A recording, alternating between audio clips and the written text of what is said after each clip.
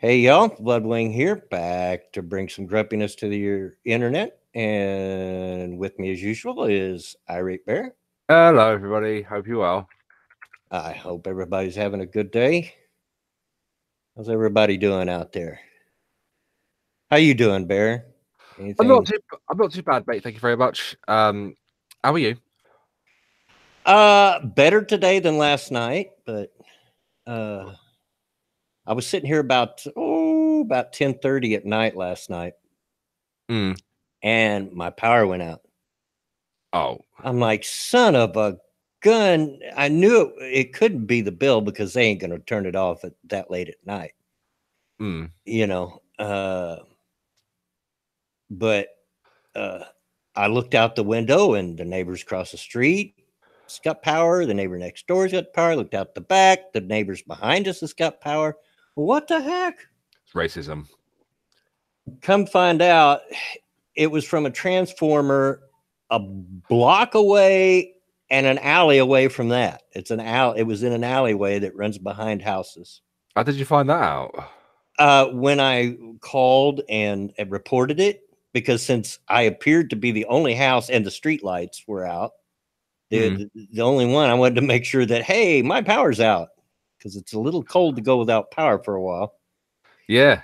And so the guy showed up at the back door a little bit later, and he says, man, I don't know why. He says, this is for this block catacornered over there across the street and behind me. And I'm the only house on this block that's tapped into that line. That's ridiculous. He says, I don't even know why. And I said, there's a lot of things crazy about this house. But yeah, so it was out about 2.5 hours. It was starting to get cold in here by the time they got it back on. Well, at least they got it back on in time, I suppose. Oh yeah, yeah. What a pain in the backside. Well, by that point, I had climbed into bed, hoping that maybe I'd just nap away till it come on, and with the lights coming back on, it would wake me up to go set the clocks and stuff. But I couldn't sleep, as you know. But these people might know I got a habit of sleeping with a box fan running, sitting in my bed next to my bed. I've been doing that since my kids were small, when I used to work graveyard shift, because it helps block out all the noise. Now I've got to the point I can't sleep without it, and I just couldn't get to sleep. But yeah, I know them feels, mate. Yeah, better today than last night. Anyway, as we're getting started, hello to everybody, all 32 of you out there now. Please like and share the stream. Much better start to the stream than last one. Yeah, YouTube's glitches have been ridiculous lately. Oh, God. Like and share the stream. Also, the link to my Patreon and my Streamlabs and my Twitter are in the description. Nuts will probably be sharing it throughout the stream. She usually does. If you like to help an old man out, hit my Streamlabs. If you do, please let me know so I can read off your comment. I actually had to apologize to Pumpkin Trucker after the last episode of Redneck Radio. Oh yeah, I didn't notice that he'd sent me $5 via Streamlabs. Oh my. Yeah. So I spoke to him in Discord. It's all good. It's all good in the hood. Yeah. If you help an old man out, it'll go to a good cause, like keeping my lights on and the cable bill paid and things like that. Yes. But if you can't do that, because I figure a lot of you is just as poor as I am, you can help by liking and sharing the stream. There's a lot of ways to support your content creators. Sharing definitely is up there. 100%. So guys, please share the stream to your social media, your Discords, and stuff like that. And yes, Festering Wound, I am the youngest boomer ever. Yeah, what is it with that? I mean, suddenly I started noticing a lot of people that are nowhere near old enough to be a boomer being called boomer is some kind of insult, and I don't get it. Well, it started off as like a pejorative thing, but I actually view it as a compliment. I quite like being called a boomer. Well, yeah, as I've said before, you do realize, I've told people, because they've called me a boomer, and I am a boomer. I am a baby boomer. I was born in 1960. You do realize that all these devices and the internet and everything that you're enjoying today, we invented. So there you are. But it's the boomers' fault. Everything's the boomers' fault. Yeah, so I've heard. Although, mind you, everything is the millennials' fault these days. Apparently, it's our fault that the cheese industry is dying. The cheese industry. Yeah, of all things, we're responsible for the downfall of cheese. What did we do? Did we scare the cows and Oh spoil no, milk? I'm talking about millennials, mate. Not Oh, okay. Yeah, apparently it's millennials' fault. Apparently we're not fans of cheese. I freaking love cheese. I'll take all the cheese. Yeah. I'm fairly sure that Ranting Monkey was like single-handedly holding up the cheese industry. I don't know. I'm right there. I'm right there with him. I love cheese. I will sit and just my personal favorite is what they call Longhorn, which is just a really sharp cheddar type cheese. Yeah. Or Colby, it's also called. I will get half a pound of that and just sit and eat the block. I really like a brand called Applewood. Yeah. Very pungent. But I do like a nice strong cheese. I also like soft cheese as well, things like Philadelphia and just caking bread in it. I like all kinds of cheeses, including goat cheese. I don't think I've ever had goat cheese. It's kind of sourish, but yeah, I like it.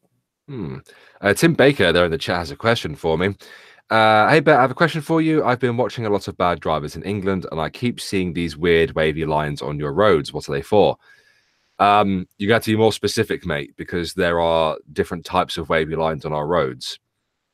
They're there to do the head dance. Yes. To do the head. If you don't know what the head dance is, I used to do it to my kids, and I've done it to my grandkids too. I'd be driving along and just start whipping the wheel back and forth real quick, so that everybody's head's whipping back and forth. That's the head dance. The kids thought that was great. Yeah, mine like doing it when I'm dragging it around in the service area behind my house. So those wavy lines are for head dance here. There you go. Now you know. Let's see who's all out in the chat. Cheryl Tilbury, hello, Irish Rose, Perfectly Faded Delusions. I'm going to miss some people. I know that. Christine Morse, Tim Baker. If I miss anybody, please, Sarah, please don't get upset at me. I'm just trying to get Pumpkin Trucker. How is everybody's day today? Boatman says Theresa May's Brexit deal was voted down. Let me just go and confirm that with an article. Alrighty. The vote on Brexit, the Brexit deal that Theresa May created, was going towards the vote today in the House of Commons.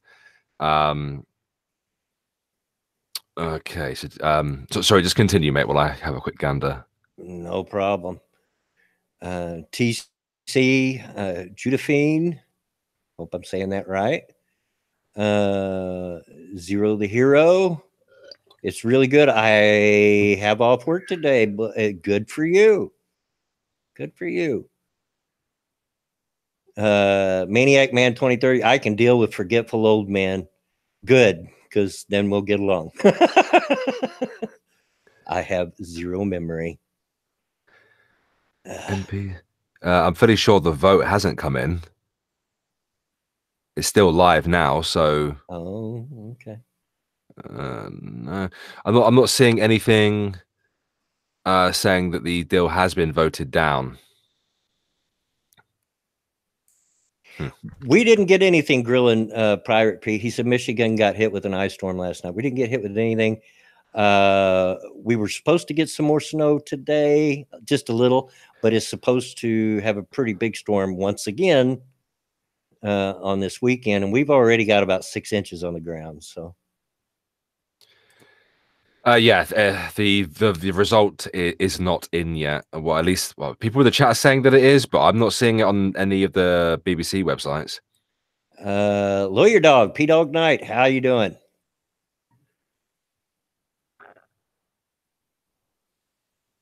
How is it? All right. I'll do like Mr. P Dog there in the chat. He's a good boy. Oh, he is. He is. He's a good boy. Gunman storm Kenyan hotel and deadly attack. Well, that's not good. Actually, P Dog, if you want in, I'd be willing to send you a link if you'll send me a DM in Twitter, so I don't have to waste time looking for it, because I can't do stuff like that and talk at the same time. Not that talented. Okay, here it is. Breaking: Theresa May's Brexit deal defeated by 230 votes. Imagine my shock.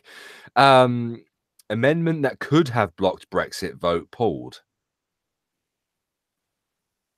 Sorry, this is kind of like our 1776. This is why it's so important. Do you mind if I just quickly read this? No, go ahead. Is that okay? It's a Tea Party only comes around. Okay, in 10 minutes, Peter. All right, gotcha. A Tea Party only comes around once in a while. You guys deserve yours. Ours was over 200 years ago. But yeah, but we're not going to throw it into a body of water. I mean, we will throw it into water, but not a massive body. We'll put it into a cup, and then we'll drink it and have biscuits. We'll drink all the tea, and that's how we'll protest. Exactly. We'll drink all of it. There'll be none left. At least we put it to good use. May's deal has been rejected. 432 MPs have voted against. Oh, wow. She has to return with Plan B by Monday. Oh, how do you write a massive piece of legislation like that? In less than a week? She's got, 5 days? Wow. Force leaders to debate on TV, sign the petition. Okay. Live. All right. Okay. All right. That's just a piece of basic news there. So it got shut down. Well, her deal's been defeated, so that's good, because her deal would have turned the UK into a law-taker state. Right. It would have made us vassals of the European empire. So that's good. Yeah. I'm not surprised. I'm really not surprised that it was defeated. I said that it was going to be defeated because her deal annoyed everybody in the House of Commons, even their coalition partners in the DUP. That's the Unionist Party from Northern Ireland as well. So this is quite interesting, actually. We'll see. We'll have to see what happens. No deal, Theresa May. Come on, you can do it. You can do it. You can do it. Exactly. You can do it. Yeah. I mean, I hope you guys get out of the union free and clear. But I say that as an American. And as an American, we would have no concept of being basically ruled over by some third party organization, as a sovereign country. The concept just doesn't compute with me. I trade deals and all that. I get it. We do it all the time, all that. But yeah. It's a nuts or night. I'm not calling you nuts, right? I'm not ranting monkey. Stargazer night. So do you leave with a no deal? No. She has to write up another one, a new deal, which I imagine then will be voted on. But Jeremy Corbyn suggested that if her deal was voted today, this was yesterday, that there should be a general election, a snap general election. But that would mean him calling for a vote of no confidence in the government, and I'm not convinced that he'll call for one. I'm not convinced, because if he does that, he knows that the person who handles Brexit will not last as a leader of a party for much longer afterwards. So, and I think he wants to actually be a prime minister for the full 5 years. So, yeah, we shall see. And yeah, that's the concept should be offensive, especially to Americans. The idea that a foreign body can dictate 65% of your laws, extremely irritating. Yeah. Most anybody I talk to over here just doesn't get the whole EU thing, to be honest with you. I understand some of the ideas behind it. You know, one money is pretty handy and stuff like that. But Well, don't forget, Bloodwing. It originally started off as a trade bloc. exactly. Yeah. Post World War II, European countries working together to trade freely amongst themselves. It's a good idea, especially post World War. You know, Of course, because most countries' economies were decimated post World War, weren't they? So our situation over here is much different. I mean, our country is many of our states are bigger than your country. You know, so we freely trade. It'd be like us trading between states, which we freely trade between states, obviously. It's just strange. And I will call her nuts because I got Randy Monkey's habit. Picked it up from him. And like she said a while ago, like and share the stream. We've got 49 watch and 21 likes. We can do better than that. Come on. Yeah, we've been getting awesome like ratios on Redneck Radio. I think we can keep it up. Absolutely. Boatman saying that he's actually done it. The madman's actually done it. He's called for a vote in no confidence in the government. Boatman, do you have Twitter? Can you tweet any kind of link on this for me, please? Because the news websites are very slow. All right.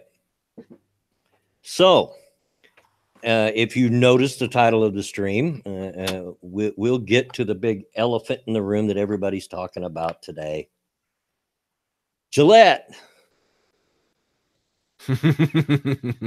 I went over and watched the video of the commercial just to see what all the hubbub was about.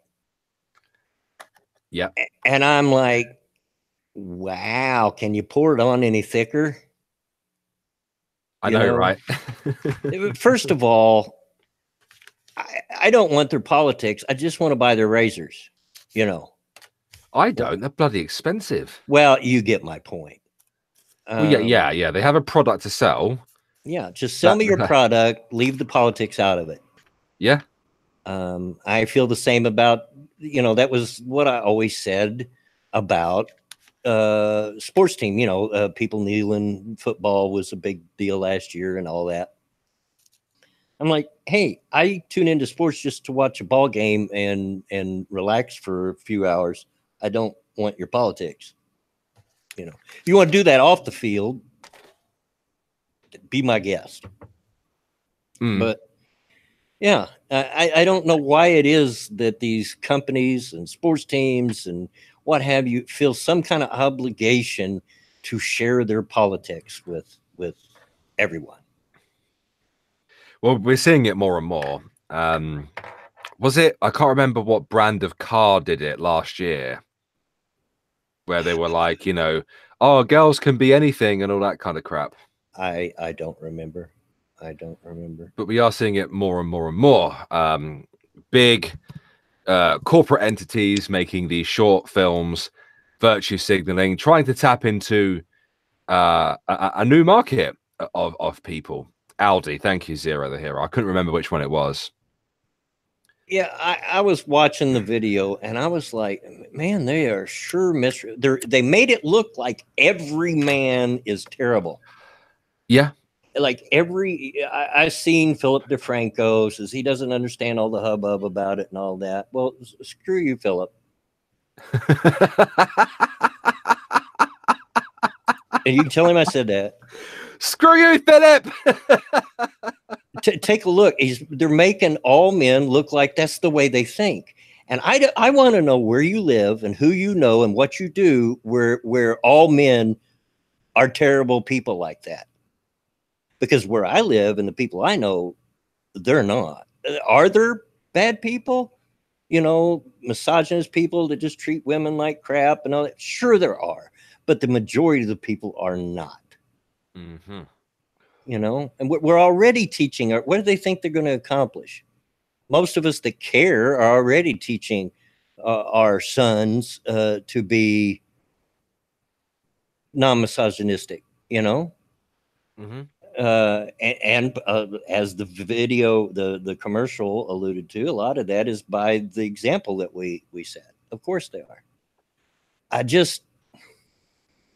I don't understand why they think that all men are like that. I don't get it. Well, as we know, and I think it's a very safe and fair assumption, the corporate entity that is Gillette and its parent companies don't care about ideology. Yeah.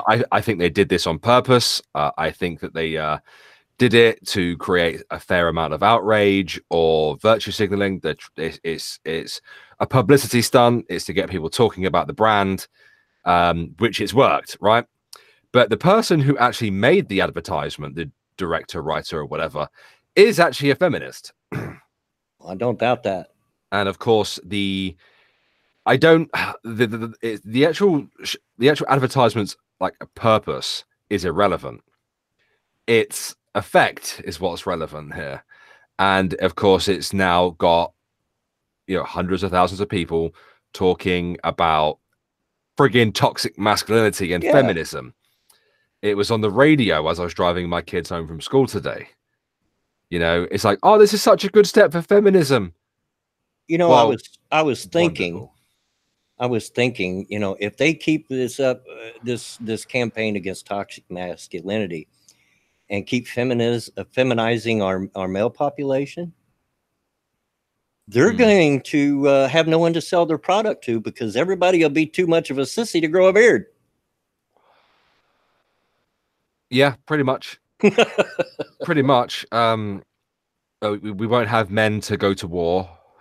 We won't have men to go work the dangerous jobs, like people who work like for logging companies or taking the trash out, working in dumpster trucks, that kind of stuff.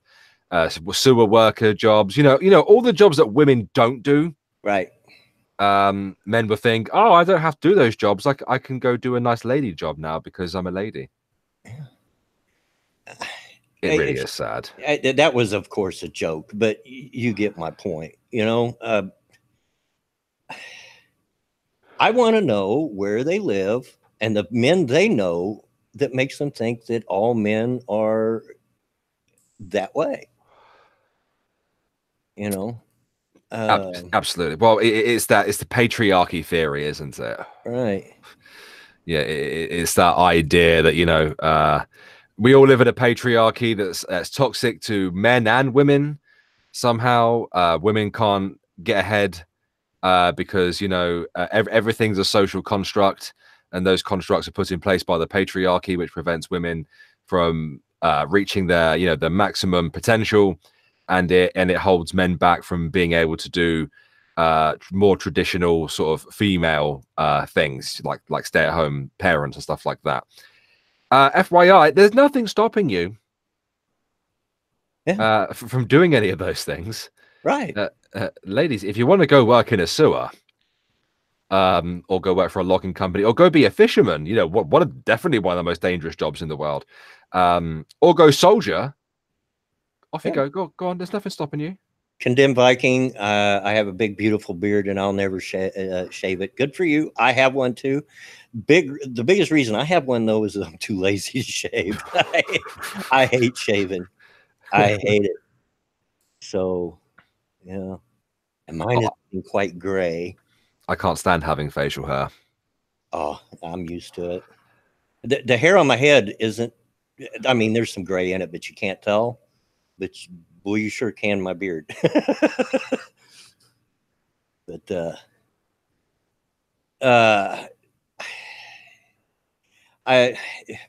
we didn't need this, it really didn't need it. It was unneeded, very biased. And I was just floored. I looked at it and I'm like, are you kidding me? Seriously? Because I was seeing stuff on Twitter about it, and people complaining. I said, man, I'm going to have to go look at this. Mm-hmm. And so before the stream, I went and looked at it, and I'm like, oh my gosh, that's just awful. It'd be the best men we could be, but are we? Are we? And then it keeps showing all these clips of, made up scenarios of men being quite misogynist and rapey, I'm fairly sure it's number 2 trending on YouTube. No, sorry, it's number 1 trending on YouTube now. And YouTube is yeeting a lot of comments that are calling them out for it. I have actually seen comments that have disappeared from the comment section. I've seen accusations that they're fudging the ratio. Yeah, they are. Yeah, they are. It's got 5 million views. The ratio is pretty grim. It has 108,000 likes to 385,000 dislikes. Yeah. And then I seen a screenshot where it was flipped, where they took the likes and dislike numbers and flipped them. Mm-hmm. Yeah, I have heard accusations of that as well. You know, I don't know whether or not that's true, folks. You know, but it's an accusation at this point. I did see it. But yeah. Yeah, I know they are deleting comments at the very least. Oh, but it's #1 for my trending, FYI. So I click trending and it's at the very top. Yeah, it's at the very top. Then it's like Game of Thrones below that, which is the teaser trailer. I have to give that a watch. Hey, Corey. Indeed, indeed. 30 seconds while I quickly watch this thing from Jeremy Corbyn, please, mate. All right, go right ahead. Chat. How's everybody doing?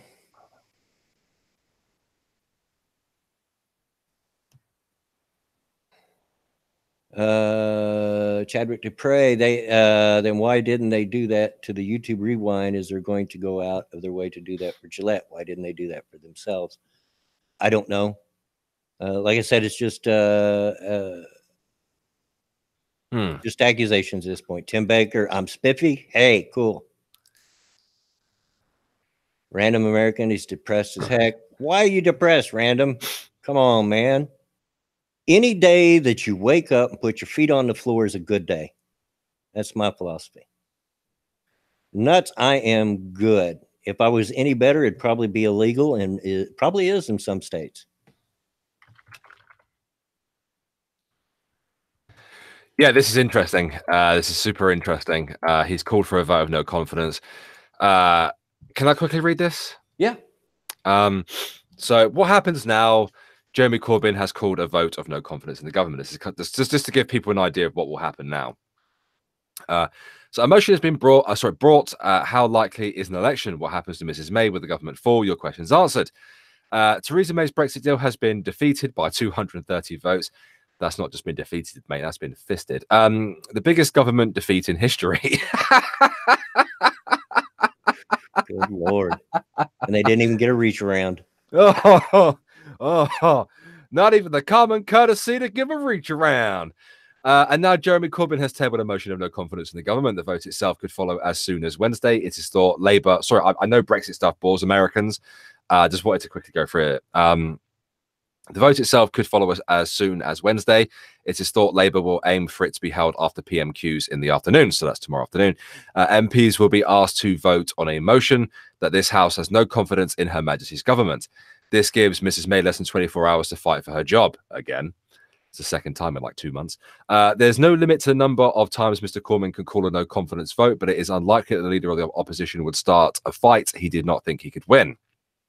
And that's probably likely as well. And with the DUP saying that they will stand by their agreement with the Tories, a defeat for Mrs. May is not a surefire outcome. If the government wins, the consequence is simple. Mrs. May continues in office. But if she loses, all bets are off. The government would fall, and therefore would be a period of 14 days in which a new government can be formed. There are no rigid rules of what must happen during this fortnight period. Mrs. May, who has previously said she would not fight in the 2022 election, could attempt to cling on and form a new administration. She is saved from a vote of no confidence from her own party for another 12 months after the ballot against her failed late last year. However, she may decide it is time to go and hand the reins over to someone else. A new Conservative leader would then have the chance to form a new government, as would opposition parties. The current makeup of Parliament means the Conservatives remain the only party with enough members to have a likely chance of controlling the Commons. The new government is confirmed in office through passing a resolution in the Commons that this House has confidence in Her Majesty's government. However, if no government is presented after 14 days, there would be another general election. I want to go back, and then I'll address that for just a minute. Zeal Gold says that Movie Bob is defending the Gillette ad. Imagine my shock. The first time I ran into him, I was on Twitter, and it was in a conversation with other people I knew about the American Civil War. And he popped it. How he even became aware of the thread, I don't know, but he popped in. I don't care how many times I got to tell you guys, blah, blah, blah, blah. And I come back, well, first of all, who are you? I don't know you. But yeah, imagine my shock. Bear, I think you sell yourself short. A lot of Americans are interested in British. We may not understand British politics. It's not that difficult. Yeah, we are interested in it. I mean, by and large, we are cousins, Oh, yes, we are. Yes, we are. So, yeah. We are your closest ally. Yeah. Yep. We are closest of allies. Obviously, I do have an interest in American politics, but I personally find American politics to be far more complicated than British. Parts of it. I mean, we basically, there are others. We basically have a two-party system, Democrats and Republicans, where you guys have we do have technically speaking, we do have a two-party system because we have two majority parties. Yeah, and it's supposed to be like yours, although the Overton window is a little bit different, as you know. But yeah. Pumpkin Trucker, speaking of BS politics, Comey's top FBI is being investigated for leaking stuff to the press. Oh no, that's naughty.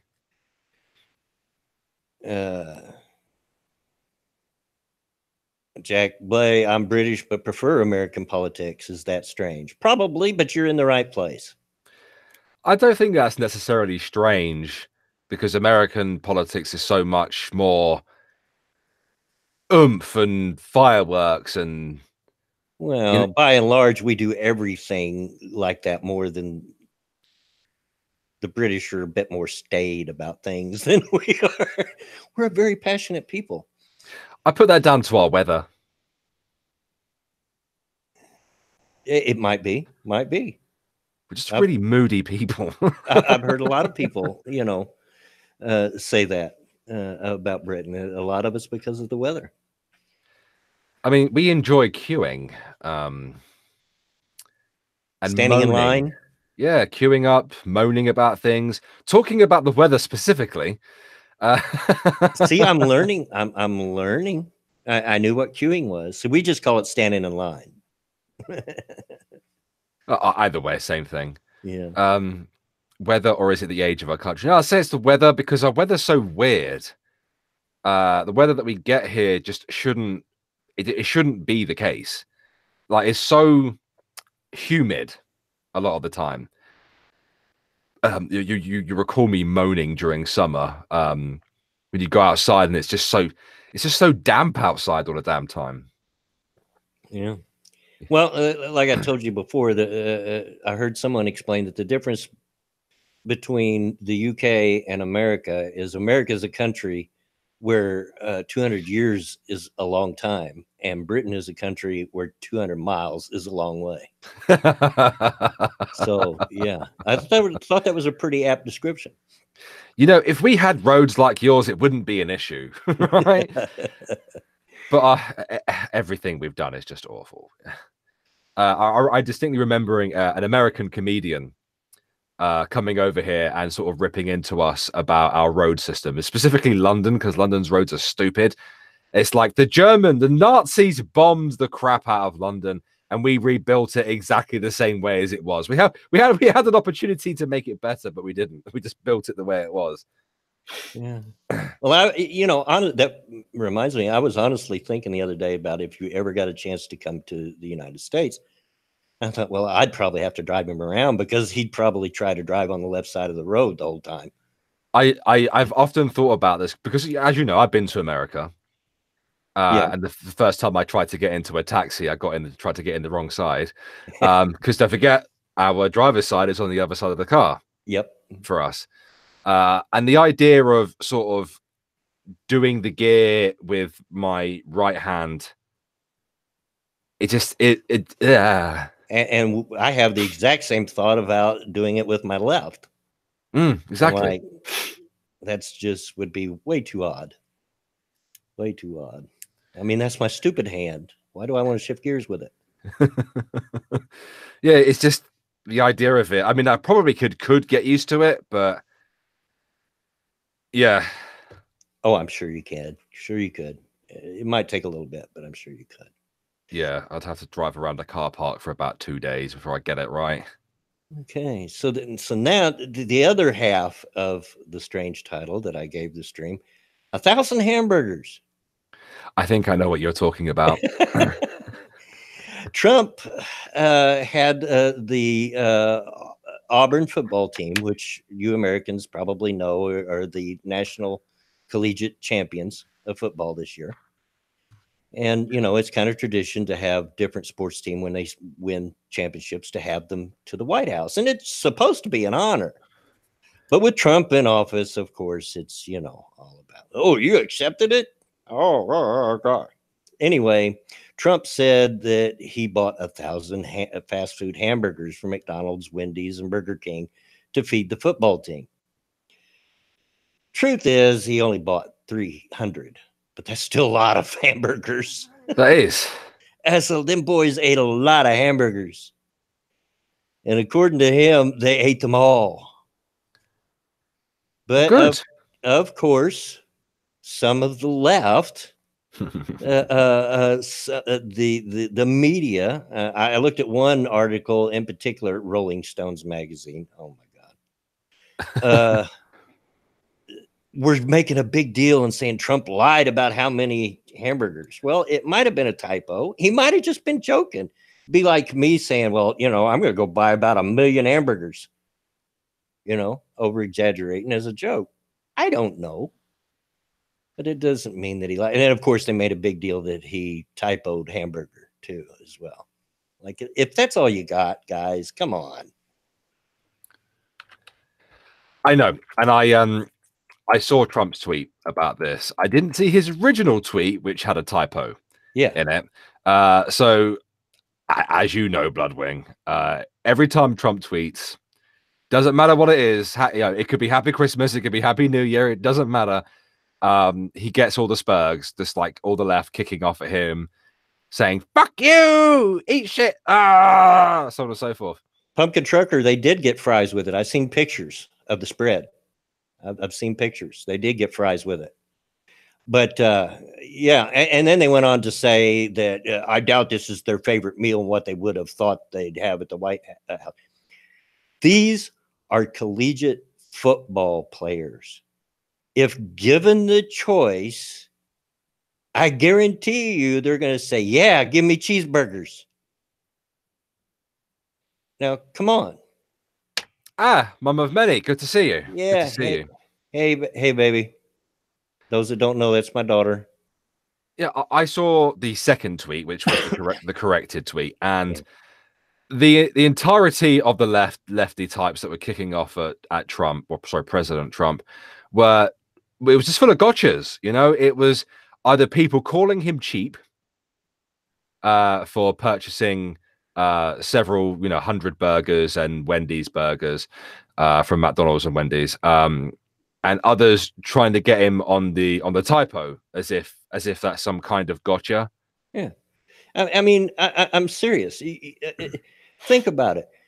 You've got a group of big, massive, muscular, all-American early 20-somethings.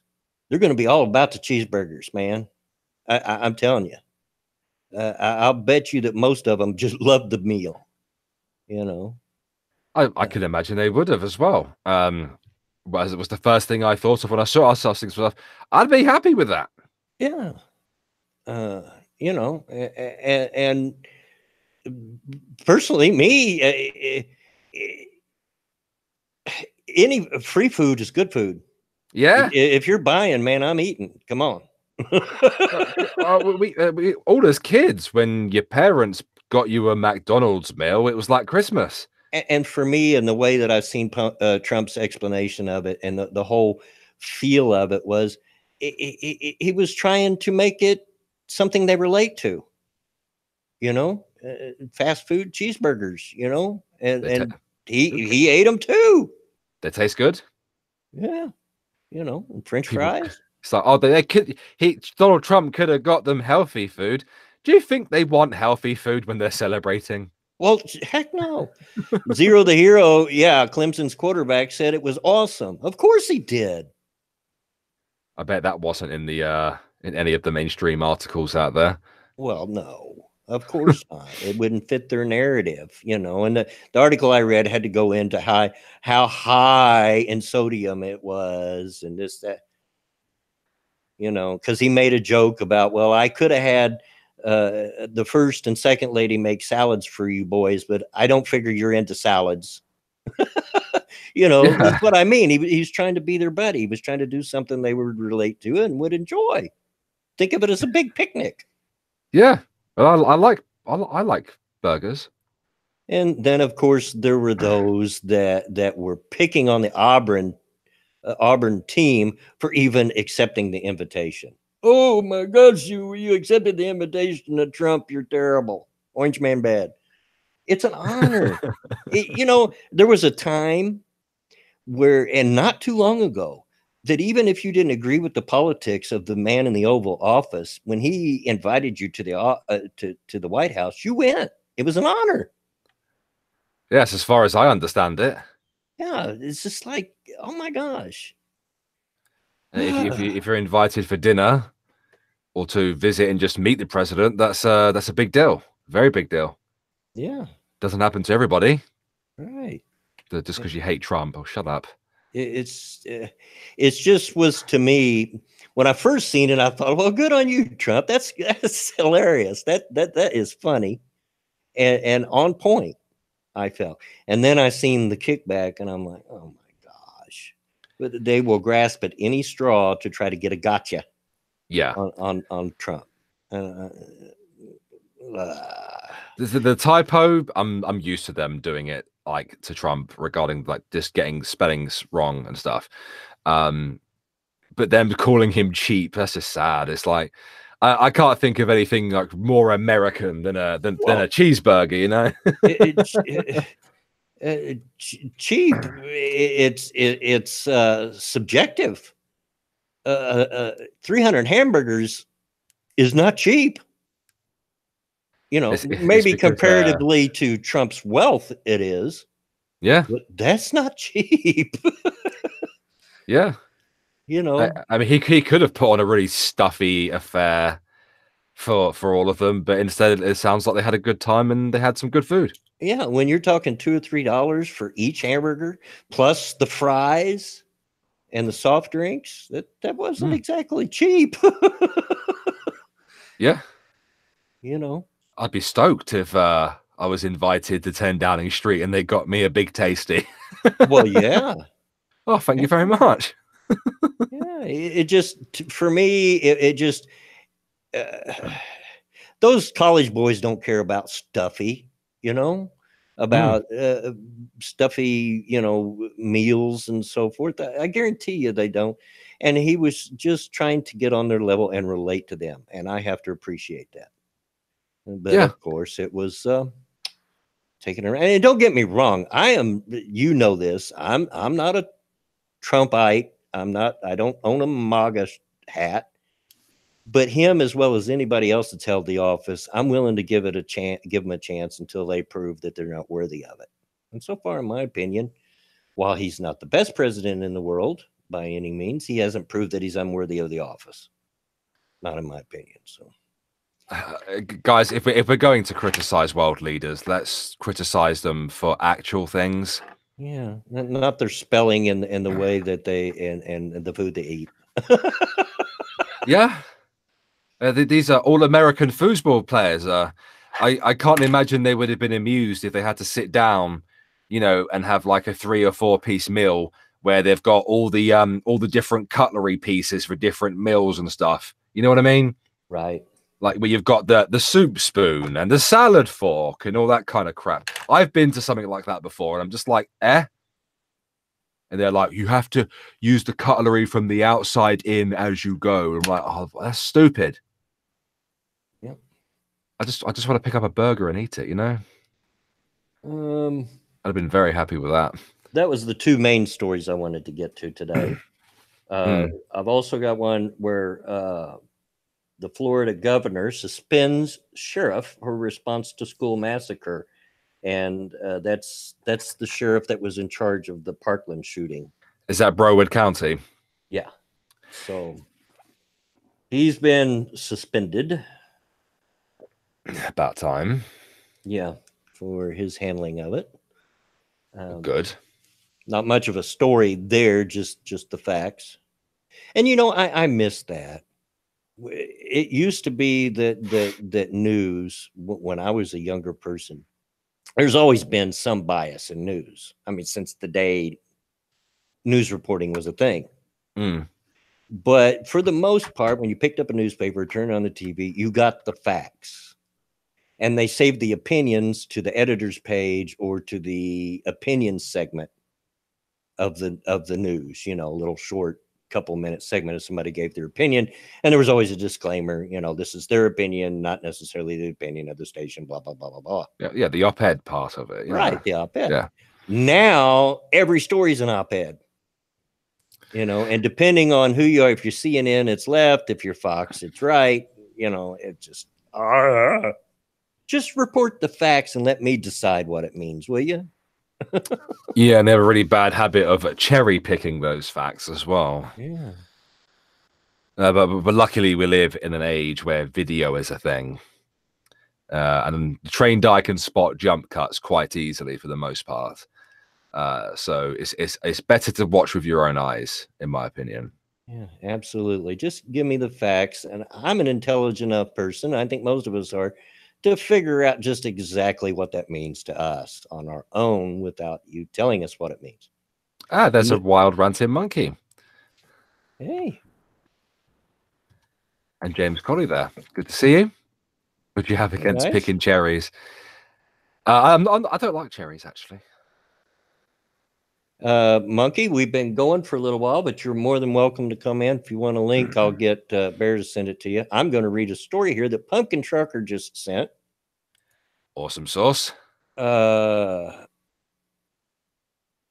If I can get it to load. There we go. Hilarious. CNN analyst accuses radio host of white privilege. His response is priceless. On Tuesday morning, CNN legal analyst Arriva Martin, appearing as a guest on Sirius XM radio host and Fox News contributor David Webb's show, spoke too soon when she accused him of white privilege, prompting Webb to disabuse her of that notion with one simple response. Webb stated, Arriva, I hate to break it to you, but you should have been better prepped. I'm black.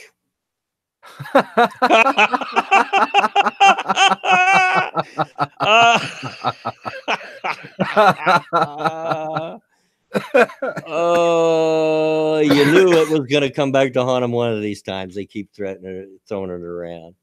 You know what she did, and it almost shows racism itself. She said, well, his voice doesn't sound black. Oh, no. You know, the exchange came during a debate revolving around the qualifications required for being hired. As media reports noting, Webb said, as a general rule, when applying for jobs, he cares more about his work-related expertise and experience, not skin color, as it should be. Absolutely. The exchange began with Webb asking, shouldn't their primary requirement, regardless of ethnicity, regardless of net worth, be that they are capable of covering politics? For instance, if you're going to cover political campaigns, sports may not be the most qualified background. And that brings to the point, if people want to get into these fields, regardless of color, I've chosen to cross different parts of the media world, done the work so that I'm qualified to be in each one. I never considered my color the issue. I considered my qualifications the issue. Martin told Webb, well, David, That's a whole other long conversation about white privilege, the things that you have the privilege of doing that people of color don't have the privilege of. Webb asked, how do I have the privilege of white privilege? Martin patronized David. By virtue of being a white male, you have white privilege. The whole long conversation I don't have time to get into. Of course, she doesn't have time to get into it. Webb interrupted. Arriva, I hate to break it to you, but you should have been better prepped.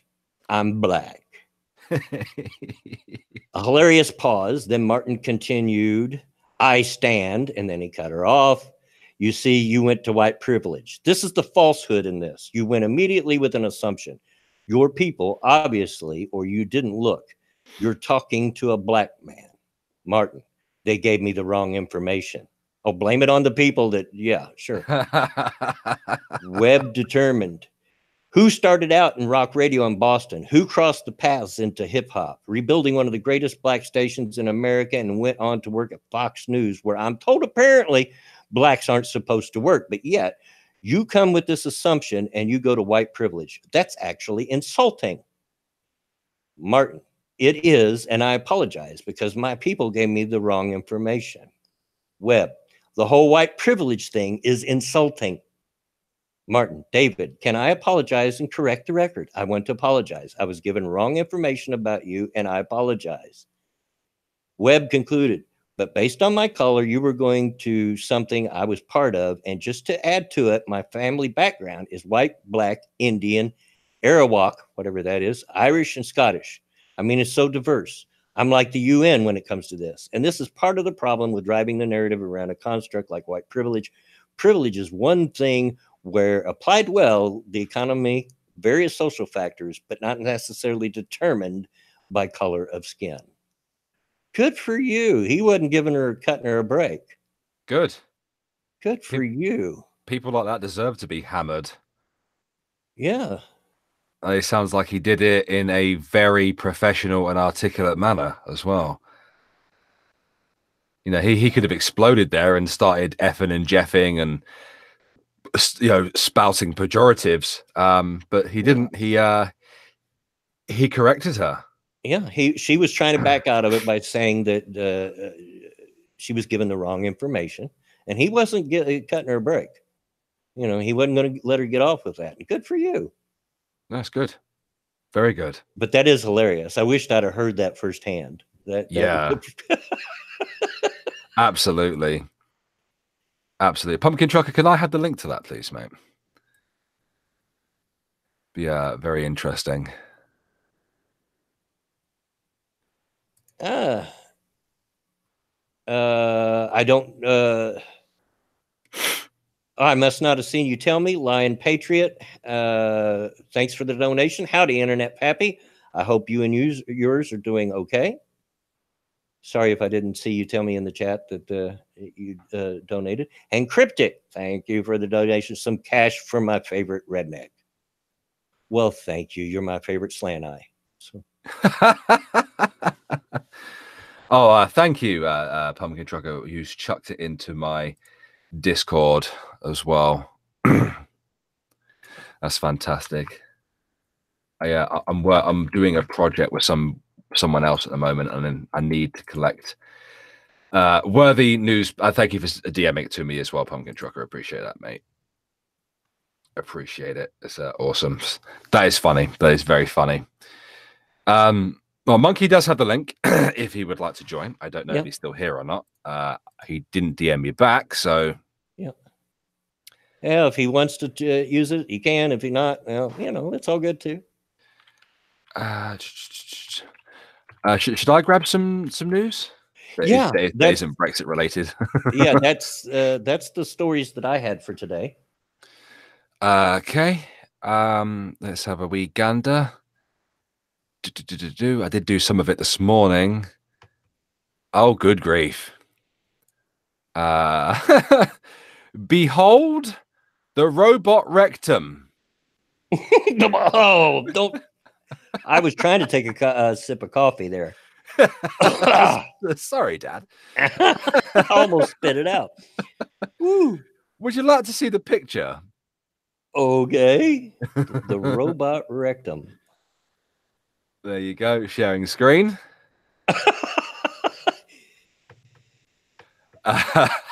Pucker up. It's for science. I'm guessing this is to teach doctors how to be proctologists.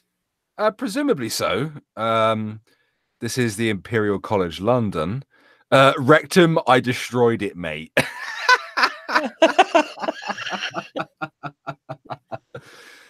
Rise of the Machines. Spare a thought for the only rectal teaching assistant in the UK who has lost his livelihood to a cold metal bastard. A bionic booty comprising prosthetic buttocks and anus with inbuilt robotic tech was developed by the White Coats at Imperial College London to help doctors and nurses practice probing a posterior pit. Good grief, say that 10 times drunk. Practice probing a posterior pit. Oh, that's hard to say. The device contains tiny robotic arms that apply pressure to the silicone rectum to simulate the natural feel of the back passage, preparing medics for future prostate gland examinations.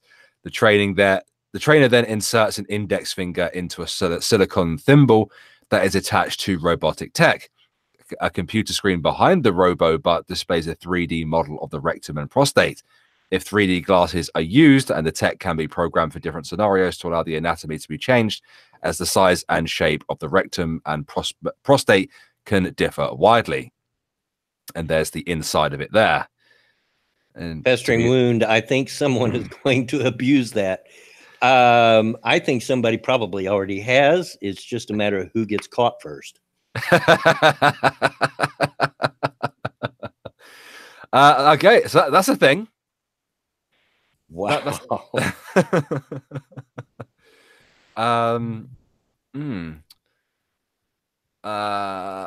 Porn star turned pastor says she wants everyone to experience the love of God. Okay. So that's gas. I suppose it's turning her life around. Can't say I'm happy about that. I love porn. Crystal De Gregorio, I don't know, fucking Italian, was in the adult film industry for 10 years and had a lucrative career as Nadia Hilton. Yeah, that's her name, people. Put that into Pornhub. Her stage name, working for every big name porn company. But today, she's a Christian counselor on the worship team and a full-time paralegal in upstate New York. She wants her story to be an inspiration to others who want to change their path in life. I suppose that's good news, isn't it? Yeah. You're no longer taking shots on the face anymore, and now you're a counselor and a paralegal. Yeah, I've heard of this happening a few times with ex-porn stars. Oh, at least she turned her life around, and that's pretty good. Nice little success story there. What else do we have here? Spanish city protests against too friendly devil sculpture. Devil sculpture? Yeah, apparently it's too friendly. Okay. I think it's taking a selfie. Hold on a second. Let me just share screen with this with you. Is that taking a selfie? It might be. It looks like it's taking a selfie, I guess. A planned sculpture of Satan in the Spanish city of Segovia has been criticized for being too jolly. I mean, would you prefer it to be like really angry and scary? I don't know.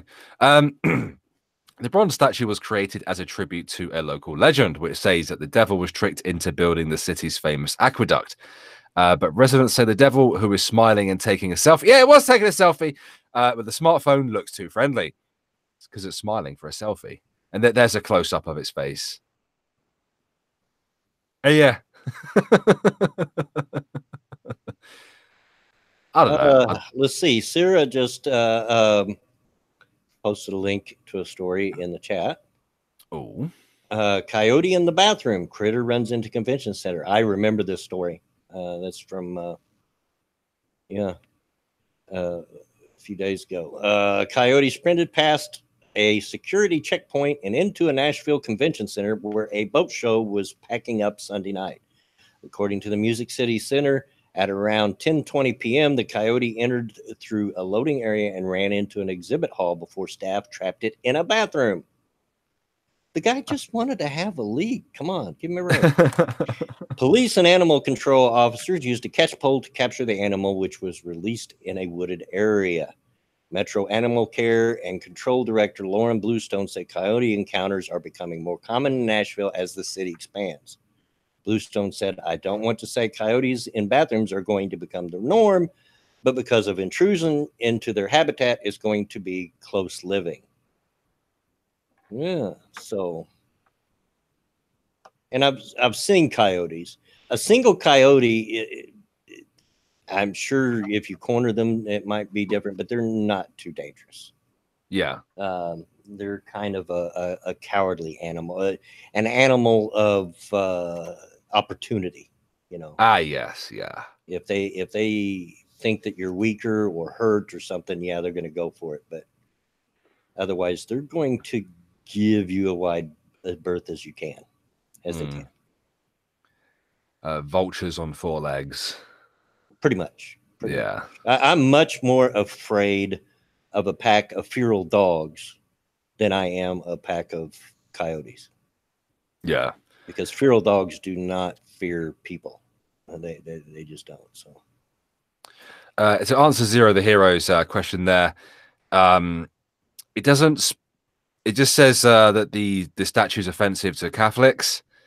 It doesn't appear to be any specific group, other than, you know, that there's 5,400 people like complaining about it. That's pretty much it. But there was some stuff regarding Arabic Christians that I covered this morning, Bloodwing. oh yeah, over in Israel. I'm gonna have to try and grab the news story for you so you can actually physically see it. But there's like an art exhibit in Israel, and they put up a representation of Jesus on the cross, but instead of Jesus, they have Ronald McDonald. And it's supposed to be like taking a dig at like capitalism and stuff like that. Oh, and there were a couple of other things as well. No, I don't care if you get offended by that. You know, you can complain. There are multiple ways to do it, but these Arabic Christians took it a little bit too far, and they firebombed the exhibit. And they also threw stones at police officers, injuring 3 of them in the process. What is it with people in that area of the world? That's what I said. I was like, why is it always this area of the world where people get offended, they have to firebomb something? Yeah. Is it the environment, the weather? I mean, come on. Yeah, that's what I said. I said, is it the heat or something? It's like it doesn't seem to matter what the religion or denomination it is. It's just people from that part of the world are nuts. Jolly Rogers, Bilgewater. We've been having problems with wild dogs breeding with coyotes and making coy dogs. Yeah, I've heard of that. And saw one of this summer the size of a full-grown German Shepherd, but color and traits of a coyote. That's a pretty good-sized coyote. One of its there it is. I found it. I didn't have to search very long for it. Do you want to see it? Yep. Ronald McDonald died for our sins. So there you go. Yeah. Not exactly something I'd want hanging in my house, but you know, I'm not going to go firebomb it. Well, no, it's just purely for an art exhibit. You know what I mean? I don't think people are going to buy a McJesus, as it's called. Apparently, they also did one of a Barbie doll, like renditions of a bloody Jesus and the Virgin Mary. Is apparently the deep message behind it apparently was taking a dig at capitalism rather than Christianity itself. But then again, it is Israel, so Yeah, I don't know. There just has to be. Maybe it's something in the water. I don't know. Got to be something to where your first thought or reaction to anything that offends you is violence. Yeah, yeah. Pretty much, I thought the reaction was a little bit over the top. If you want to complain about something, I'm sure the museum has its own complaint thing where you can sort of like fill out a form or something. But taking it that far, don't firebomb places, people. Come on. BG, eye for an eye culture. If someone attacks your group, you have to attack back, and if you don't attack back, they see it. They see it as justification for attacking you in the first place. Yeah, I guess. I don't know. I don't get it. Joke's a joke. You know? I'm not sure whether it was presented to be a joke, but just like some deep art, yeah. But yeah, well, to me it would be a joke because I don't get high art. I don't understand. If you got to explain to me what it means, then yeah, I don't care. Of course not, cynical Lindsay. It's only racist when it's Muslims. But Christians doing it means all Christendom is evil. Back in a second. I need to get a drink, mate. Okay. Chadwick Dupre, I have a complaint department too. I filed under everything under trash. Oh, the old circular file 13. Yeah, very well aware of it. So chat, you hanging in there with us? Look at that ratio. 58 people watching, 49 likes. I love the ratios you guys are giving me.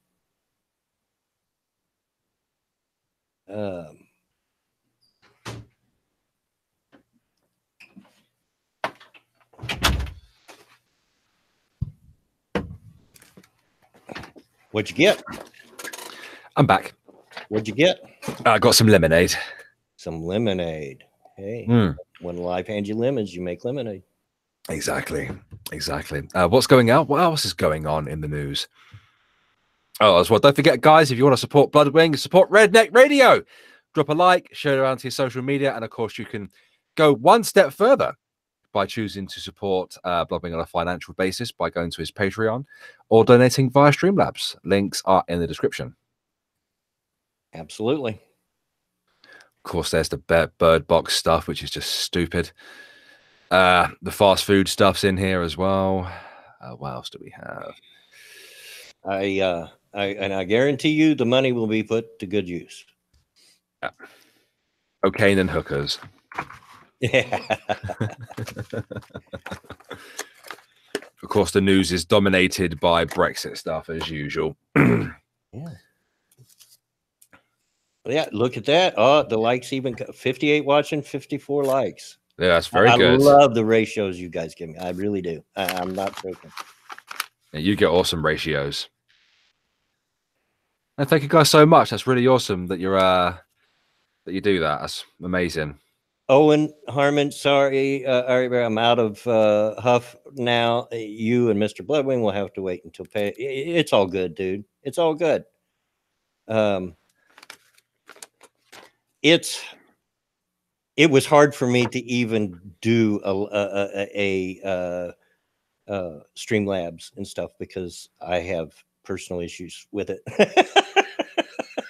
Taking money from people, but thanks to Bear and Monkey and Cryptic and some other people, they've convinced me that it's okay. I can do that. Took a lot of convincing. It did. You have no idea. I'm very bullheaded on it. So yeah, if you're not able to give, it's all good, man. P-Dog, see you're finally home. If you want, hit me on a DM on Twitter, and I'll send you a link. There's only less than an hour to go on the stream, though. It's up to you. Yeah. What is half? Is this Hungarian money? Which probably means it's racist money because Hungary has like a nationalist leader, and it's now all racist. Just like how the dollar's racist now. Probably. I don't know. I'm just talking out my ass. What else is going on in the chat there? He's finally home. Long story. Oh dear. I hope there wasn't any drama. P-Dog. Yeah. Just send him a link, so maybe he'll tell us about it. Oh, you sent him the link? Yes. Oh, good stuff. Good stuff.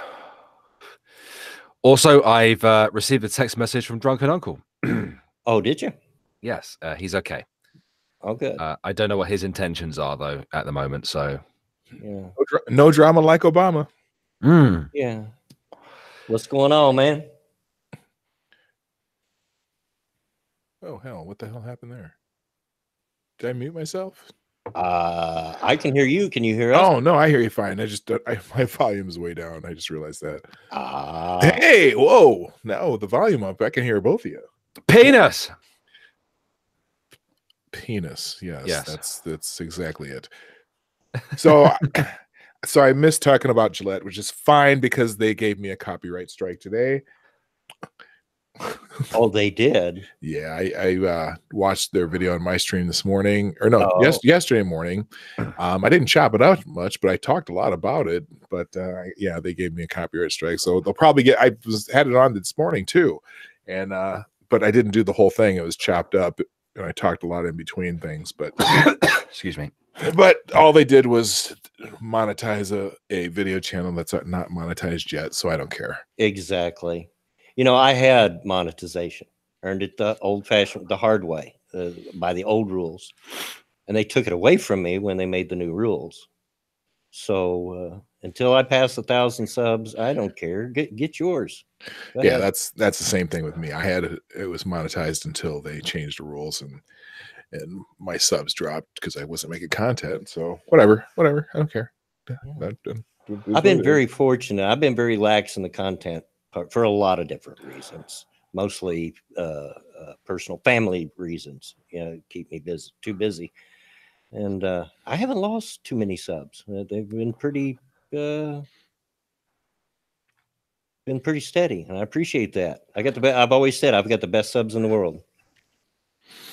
Well, it's interesting because I had never been above 100 anyway, so I went down to about 60, but now I'm back up to about 127, and now that I'm on regularly, I'm showing up on shows and talking to people a lot. That's amazing how people will sub to you as long as you talk to them. Yeah, it'll catch on. How I got started originally is Suit Yourself and Based Mama, if you remember her. If we can just forget all the drama about Based Mama, she always treated me pretty good. Would always have me on streams, and Suit Yourself helped me out a lot behind the scenes. So yeah, once your face starts getting out there, people come around. Sure. So what have I missed, or where is this headed right now? Well, there's a good piece of news actually for both of you. Okay. It's the best news I've heard all day. All right, let's hear this good news. World's loneliest frog gets a date. Are you saying there's hope for me yet? Because I've been married for over 25 years. This is on the front page of the BBC, for Christ's sake. Oh man, this must be important then. This is big. This is international news. A frog believed to be the last of his kind in the world has been granted a reprieve from solitude. Romeo, known as the world's loneliest frog, has spent 10 years in isolation at an aquarium in Bolivia. Scientists say they have found him a Juliet after an expedition to a remote Bolivian cloud forest. 5, whatever that says, water frogs found in a stream were captured with the goal of breeding and reintroducing the amphibians back into the wild. Teresa Foreign is chief of herpetology at the Foreign City and the expedition leader. She is optimistic that opposites will attract. Even in frogs, Romeo is really calm and relaxed and doesn't move a whole lot. he's 10 years old. We're probably a bit older than 10, actually. He's healthy and likes to eat, but he is kind of shy and slow. So shy, slow frog. Doesn't eat a lot. Pretty chill. He's on Tinder. It's on Tinder. Does he have any toxic masculinity? I mean, he's pretty chill. I mean, hasn't likes long hops on the beach and yeah. Apparently, the Juliet is the opposite to him. She's really energetic. She swims a lot and she eats a lot, and sometimes she tries to escape. Well, I don't know. I'm not an expert on frogs, but they said he lived in captivity for 10 years. I would have to think that's a fairly long time for a frog. Yeah. Didn't they? But I thought they said that he was the last of its kind in the world, or just the last of his kind in captivity. Did I miss something here? I think it's just the loneliest. Oh, loneliest. Loneliest. They thought he was the last of his kind, but they discovered a female, evidently. I mean, he's gonna have his hands full, man, because he's pretty chill. She's not. Oh well. The rediscovered frogs will be treated to protect against an infectious disease, which is definitely a word I can't pronounce. Which is wiping out amphibians around the world. In Bolivia, 22% of amphibian species face some degree of extinction threat from habitat loss, pollution, and climate change. So hopefully these two can get it on and make some babies. And make some more frogs. Yeah, make some tadpoles. And yeah. Bring them back from the brink of extinction. There's only one. I have only one thing to say about that. Right on. Sarah says, Lady Frog got herself a sugar froggy. There you go. My darling, I can't get enough of your love, baby. Yes. There you go. They have to play some romantic music for them both. Put on some Barry White or something. Right on. Right on. Yeah, there you go. Got that fly trap thing going on there. I mean, other than the stuff that we've spoken about, there's the usual Trump derangement syndrome. There's Brexit. That was the problem I had the last episode on Saturday. Everywhere I looked, it was just all politics. And mostly Orange Man is bad. So I'm like, ah. Yeah, I mean, that's pretty much the problem I had, especially with Breakfast with Bear. Because I like to use a news aggregator to sort of collect at least a portion of my news. And it's always the same thing because it will take me to the British version of the website. And it's Brexit. So I switched to American, and it's Trump. Oh, you just can't get away from it. Excuse me, I'm crinkling a bag here. Before the stream, I was looking into stories, and I just typed in today's headlines, thinking, well, that'll be a good way to get it. Yeah, out of like 20 headlines, 19 of them were politics. What? And 18 of those were Trump. Yeah, exactly. All right, fellas, it's that time of the stream where the old man has to go pay service to the porcelain god. I will be right back. Indeed. Bloodwing can't go 2 hours without going for a tinkle. No, I can't. Old with a prostate the size of a watermelon. I'll be back. So, P-Dog. Yes, sir. How are you? I'm fabulous. Hey, did you happen to talk about sexist dog whistle salads? What? I don't know. It's a Trump story. Apparently, when he was giving hamburgers and whatever to the Clemson football team, he cracked a joke that the president cracked a joke that the national championship winning Clemson football team during their Monday visit to the White House. Trump noted that because of the shutdown, he had to personally purchase a spread of fast food for the team's visit, and joked that his food choices were better than having the first lady make them some quick little salads. Apparently, the CNN anchors Aaron Burnett and Joan Walsh accused the president of being sexist for assuming that the first lady would prepare the salads. They're grasping at straws there. Oh, you know, they're just, yeah, every little, you know, here's the thing about it. I think you guys talked about this already, right? We have, but we didn't go like too in depth to the point of where, you know, he's being called out for sexism. Just we only got to the point where, you know, everyone was calling him cheap. Well, and here's the thing though. Okay, so they're calling him cheap because he did hamburgers and pizza and stuff, which, you know, the college kids will eat that shit, right? Yeah. But then if you had kids, I'll eat that shit. If he would have had some big elaborate meal, even if he paid for it himself, well, you guys are eating steak and lobster while the poor government workers aren't getting paid. They're on furlough. So it didn't matter what he did. It doesn't matter what he does. They're going to find something wrong with it. So who cares? That's why I stopped talking about it this morning. I completely agree with you on that. Trump is the do if you do if you damned, you know, damned if you don't kind of leader. You know, nothing that man does can be good in the left's eyes at all. Yeah. I mean, he can tweet out "Happy Christmas," which he did do. And there's a bunch of lefty spurgs going "fuck you." Right. All right. Yeah. Just wishing you a happy Christmas. God, man. It must be so much more prevalent for you as well, being an American. Oh, you can't, you know, I don't even watch news. I pretty much get my news on the internet, and you know, you Google something and there's going to be somewhere, no matter what you Google, there's going to be a line having something to do with Trump in it. You know. Yeah, it does annoy me. I mean, politics seems to be everywhere these days. You know, you can't even enjoy an anime these days without some kind of outraged culture being inserted into it. You know. Yeah. Hey, here's some good news. Yep. Google plans to embed 1,000 reporters in local newsrooms. Yippee! Oh. This is from the Columbia Journal Review.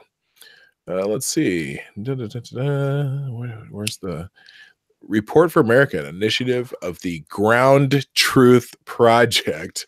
Google and others plan to place 1,000 journalists in over 1,000 newsrooms over the next 5 years. Yeah, you know, we just need Google in more of our life. Yeah, everywhere possible. Yeah, good Lord. So what's their job going to be, like fact checkers or something? Well, let's see. It says, writing in the Columbia Journal Review, the project's co-founders argue that America needs a dramatically new approach at the local level, grounded less in the traditional commercial model and more on a reawakened spirit of public service among reporters. They want, let's see, the so-and-so and so-so say they want to model their initiative on organizations like the Peace Corps and Teach for America, providing opportunities and support for emerging journalists while also helping newsrooms around the country do civically important reporting. You know what they could really do at Google if they really wanted to promote and support journalists? Just let us do it. The guys who are doing it on the internet. Yeah. That's fine. You know, I mean, some of the best in-depth really journalism I've seen have been from people who just do it, you know, out of their kitchen. Yeah. You know, MC says I would be happy if Google embedded journalists in concrete. Oh God. They just it's just that's just you know, just more corporate social engineering they want to do. They want to make sure that the news that they want you to hear is getting out. Yeah, we already know they manipulate their search function. Oh, it's crazy. Well, like I was saying earlier in the stream, when I was younger, you know, there's always been bias to the news to a certain degree, but when I was younger, you got much more of just the facts of a story. And the opinions were saved for the editorial page or the op-ed piece during the news. You know, as of today, everything is an opinion piece. Yeah, I think because people enjoy speculating and they like arguing and debate and things like that. Which ultimately you're narrowing your audience down by doing that. But because we're all too stupid to make up our own minds on what this means. Oh yeah, of course. I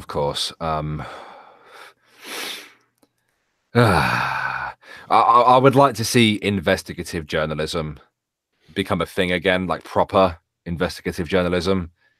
Guys on the ground doing the dirty work, Well, and people actually looking for stories that they can describe instead of bloviate about. Right. Yeah. Descriptive journalism. Just I don't want your opinion. I just want to know what happened. Just the facts, man. Yeah. And if you find something real that we need to worry about, that's fine. But I still don't want your opinion about it. We figured it out ourselves. Do I remember the Cook report from the old days? That was proper investigative. No, I don't actually, funnily enough. But I do remember a time when the BBC wasn't a leftist sort of corporate organization that used things like positive action to hire people. Right. That annoys me somewhat. The BBC, I really don't like the BBC. Really, really don't like it. It's a steaming pile of crap. Seems to be turning into a jobs program instead of a journalistic venture. Well, it's when it comes to the political stuff, it usually is quite biased. Depending on the show, though. I guess it depends who goes on there as well. I mean, the BBC is huge now. They've got several channels that you can go and watch. They've got YouTube channels. They've got radio stations you can listen to. It's quite a large organization, and people are threatened to pay for it. CMC, have a good day at work. Cryptic confirmed. R.A. Bear doesn't love big black cocks. Irish Rose, okay, Friday, and then tagged me. What about Friday? Friday night, and I feel all right. There is a bit of news from England. Would you like to hear it? Sure. Ice cream loving Luton burglar jailed. Okay. Did he break in and steal all their ice cream? I think he may have stolen someone's ice cream, like broken into the house and ate all their ice cream. There's a picture of here sat on someone's doorstep eating ice cream. It's pretty sad.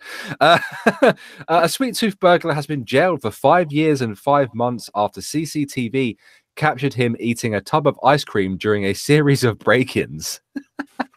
I love the fact he stopped for ice cream. Paul Heyman, 36, of no fixed address, pleaded guilty at Luton Crown Court to 4 burglaries and 2 attempted burglaries in the town. At one property, Heyman was seen eating ice cream on the back porch, and at another, its owner found their garage wide open, along with 2 ice cream pots and a spoon. That's hilarious. It's kind of hard to blame him because I really like ice cream. I love me some ice cream, man. Kind of hard to be mad at him over that. Irish Rose. Just the facts. Okay, it was in reference. Yeah, Dragnet. Okay, I got you. Owen Harmon says, I think she just asked you on a date. I wouldn't have a clue how to be on a date. I've been married for 36 years. I had no idea how to date again. The thing is, as well, is it's been that long for me as well, Bloodwing, that I have no idea how it would work either. Because when I was, a sailor, sleeping with everything that had a pulse, that's how it worked for me. I'd go out, I'd get drunk, and I'd go home with you if you gave me the opportunity to do so. I met Vanilla Bear at a party, as you know. She threatened me with a spade and screwdriver, and that was love at first sight.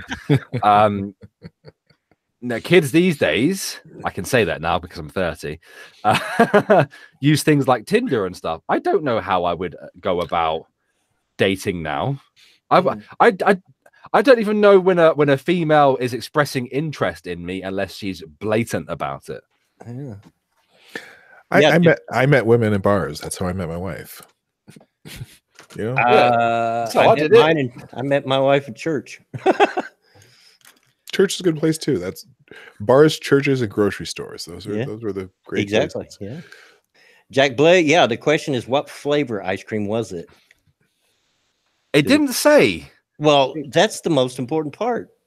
I know it is the most important part. See, again, the journalists without their facts, you know, that's the most romantic thing I've ever heard.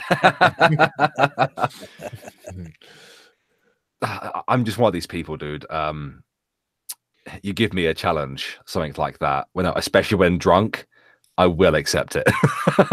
I don't care who you are.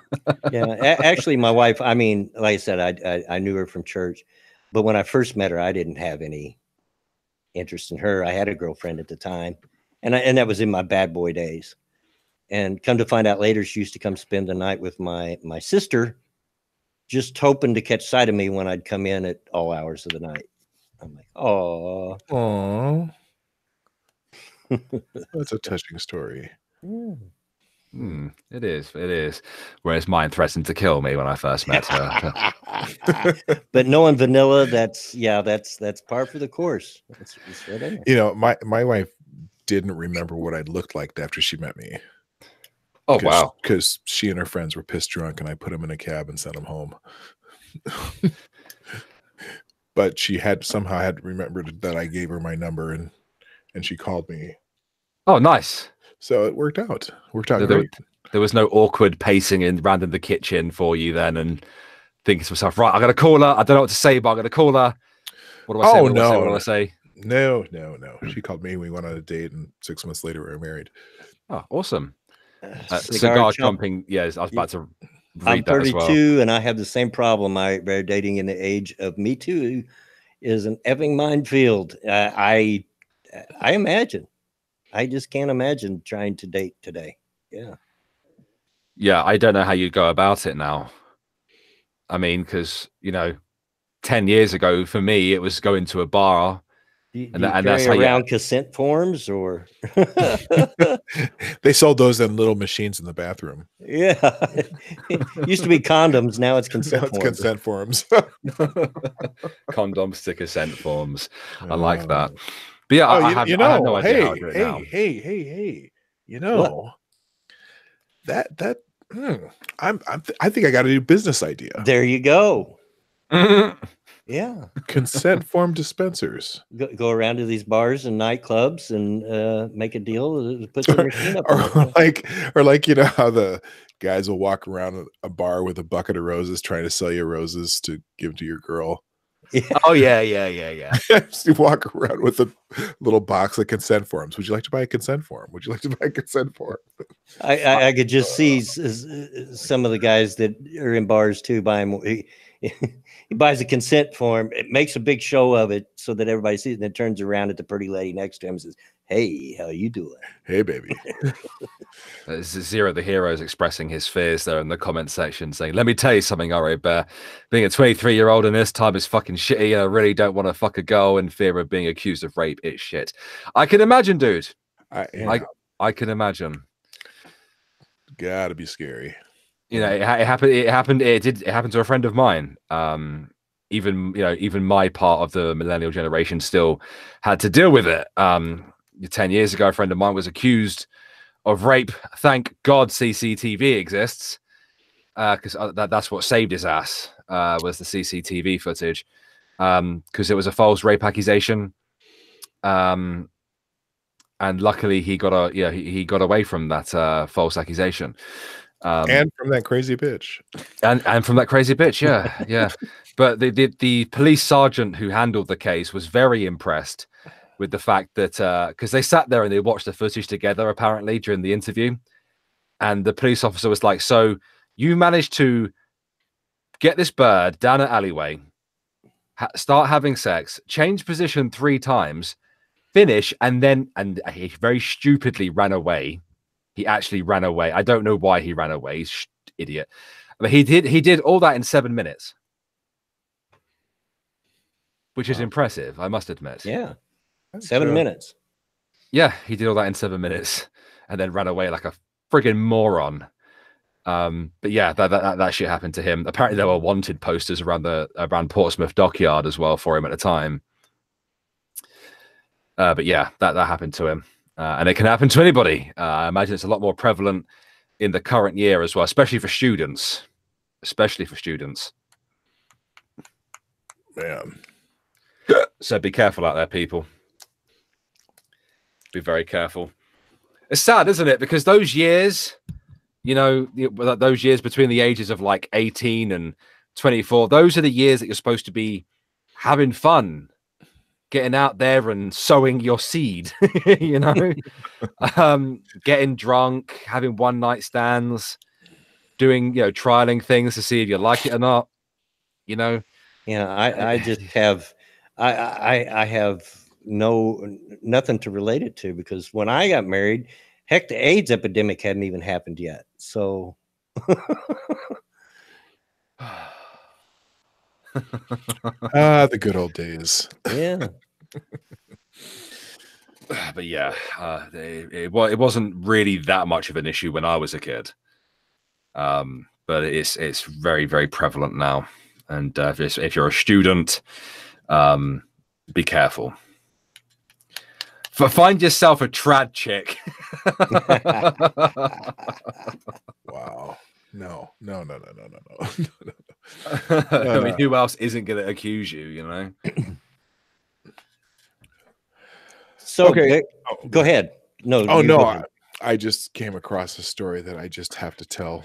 Well, do tell. CNN analyst Arriva Martin put herself in an awkward situation on Tuesday when she accused a black conservative radio host of operating with, guess it? Guess what? With I think we just read this story. Oh, the white privilege? Yep. White privilege. You already read it? Oh, yeah. And he tells her he's a black man. I'm rolling. I'm just rolling. That's hilarious. I would have loved to have heard that live and to hear her stammer, because he didn't. I read through the whole conversation between the two of them, or at least that part of it, and he did not cut her any slack at all. She tried to get out of it by saying, "Well, they gave me the wrong information."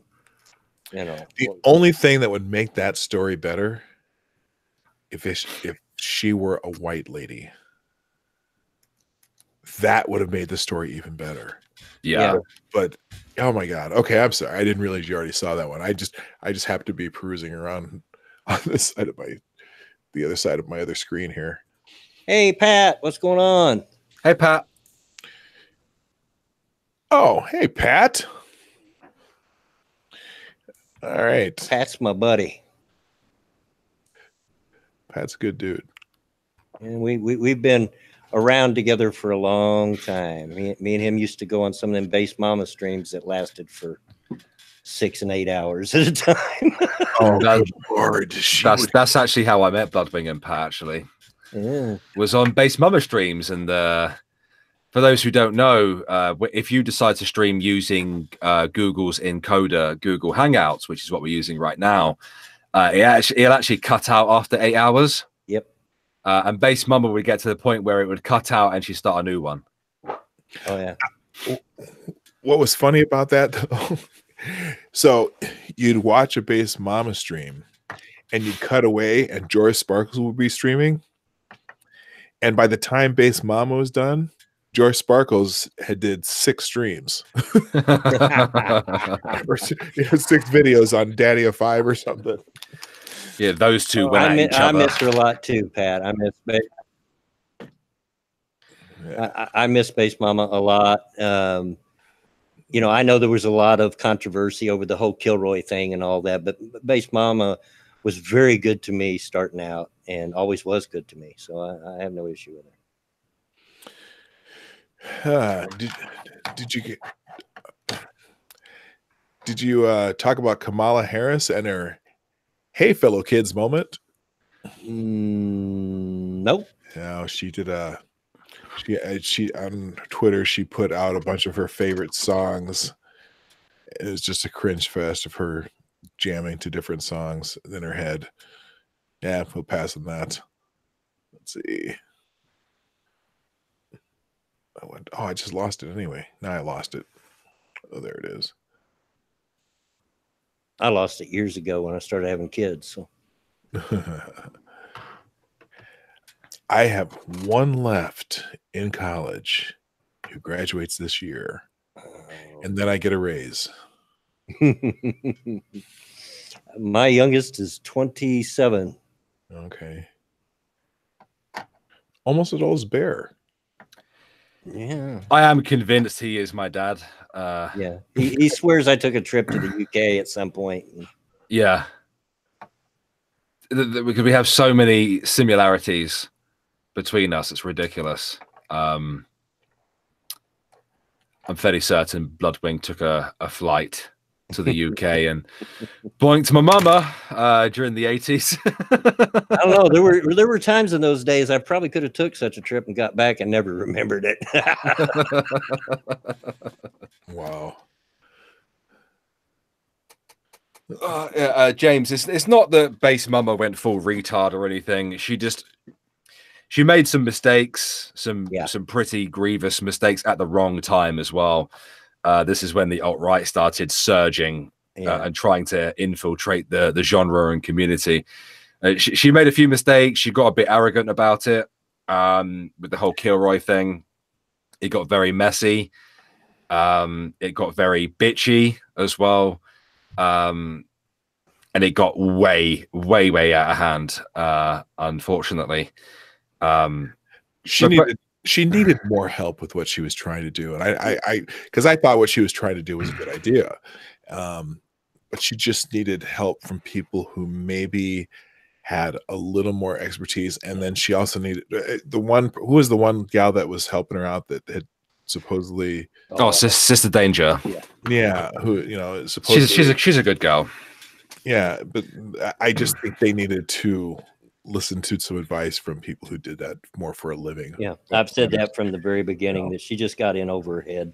And then people just started, accusing her of things and ragging on her, and just, that whole time I was in the just give her a chance mode. Let her, give her a chance. If it turns out to be a shit show in the end, it does. But what are you going to do?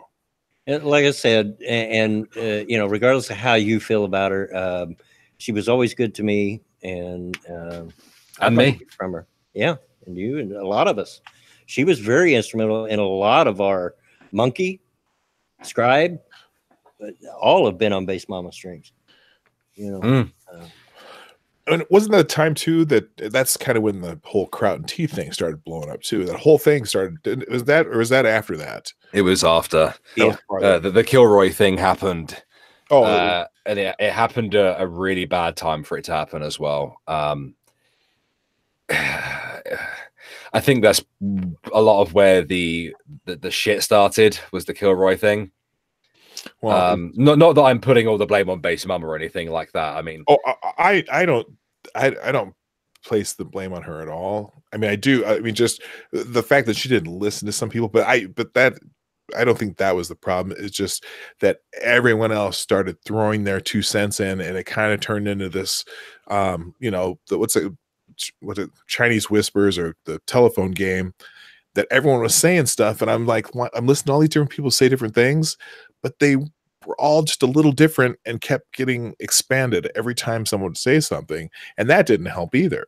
Yeah. It needed to be tamped down, and hey, here's the facts, whatever, and then it didn't help that, like Jeff Holiday and Mundane Matt started throwing shit at people.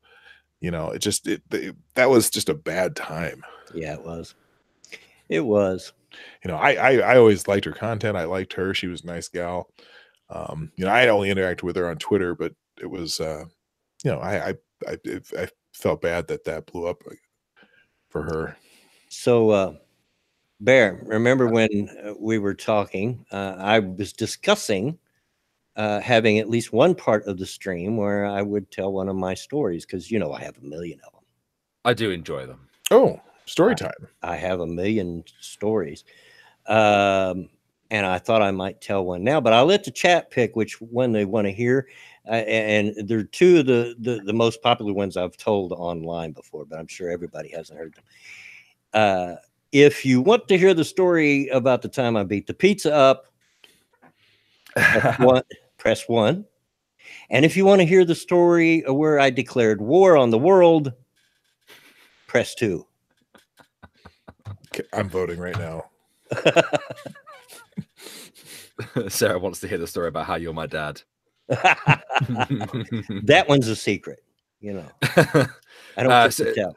Sarah, Bloodwing and I have spent a great deal of time just chatting in Discord whilst we played games and stuff. And Bloodwing tells stories, you know, because he is an old man sat on a veranda with a shotgun.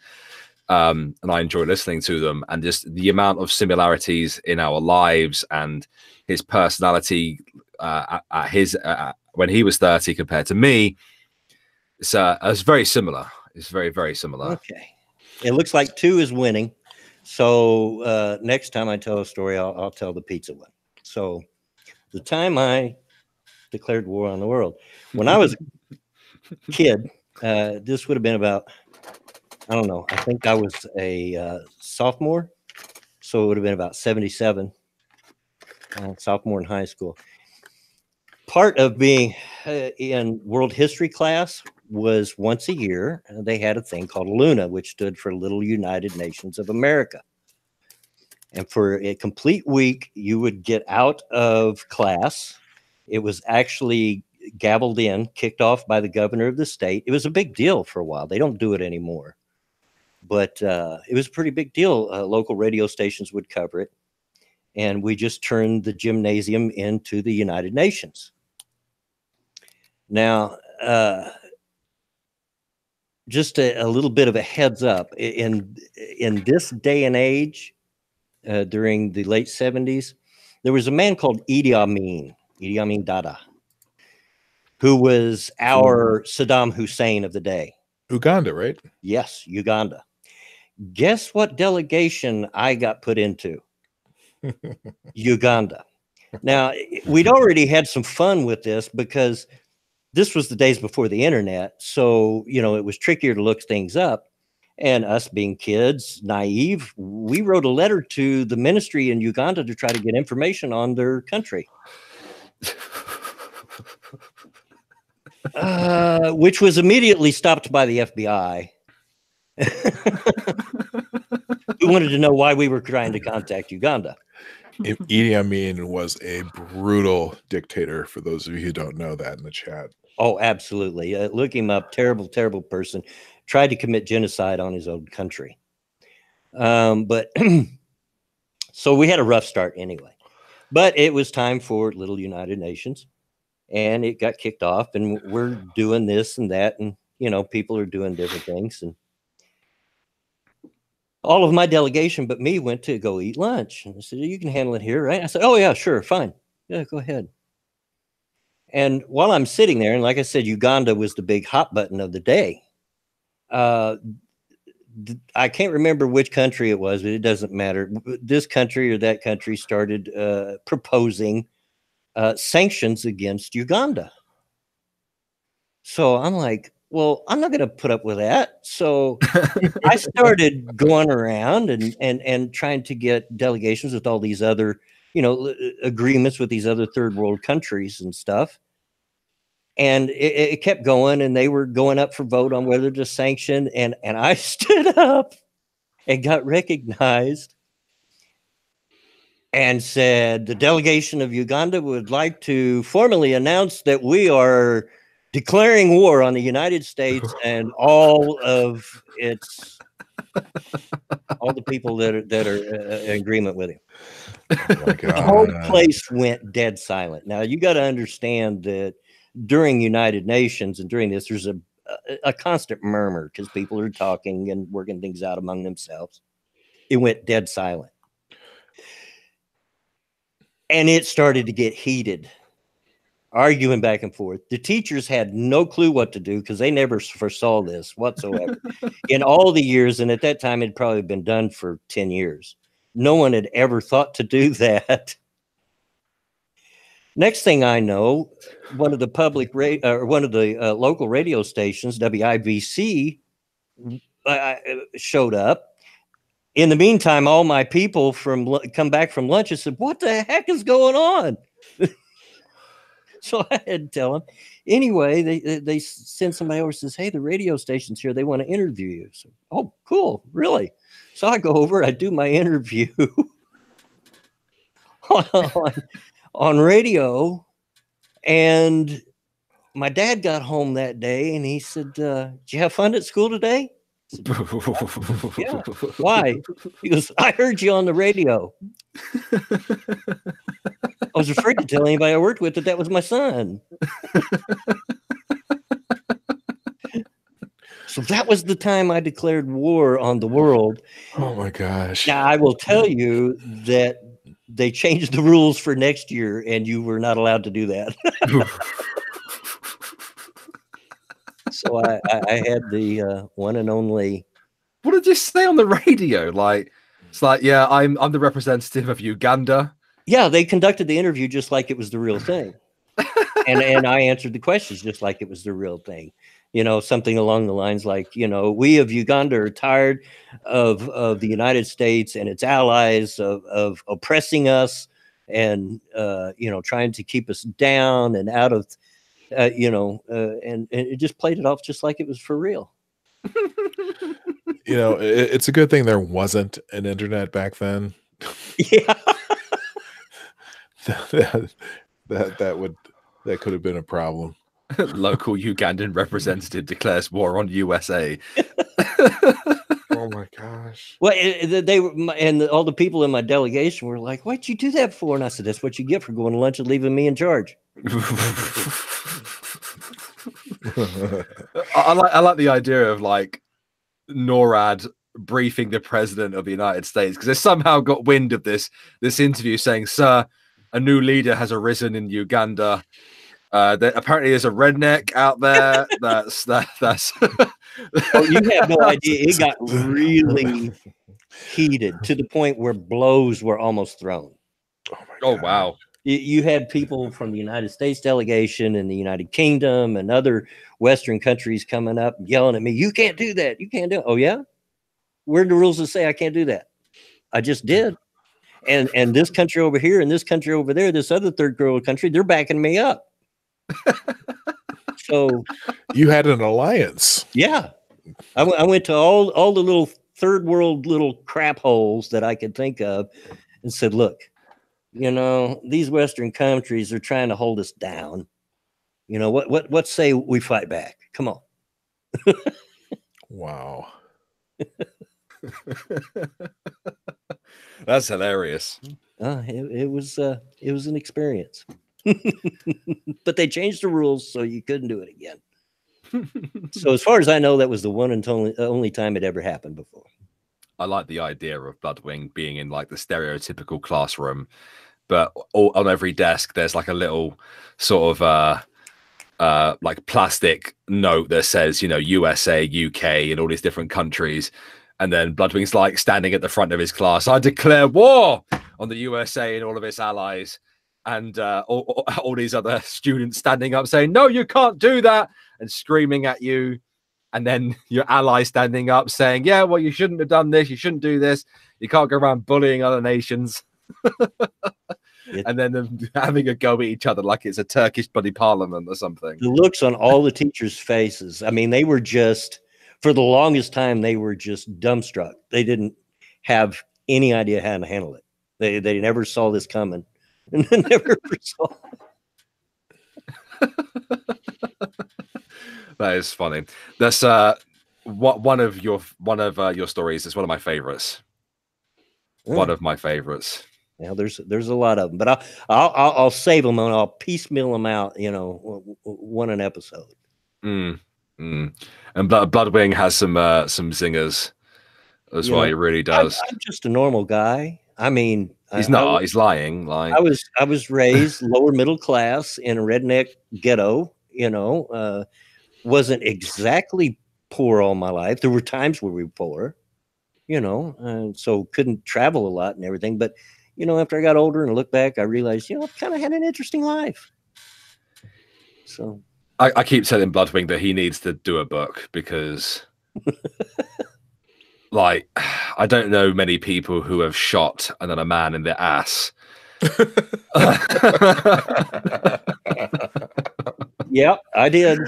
And that's a story for another time. Yes, Yeah. I did. But we're in the last 5 minutes of the of Redneck Radio, aren't we? Yes, we are. Yeah. So, guys, if you haven't liked the stream already, please do so.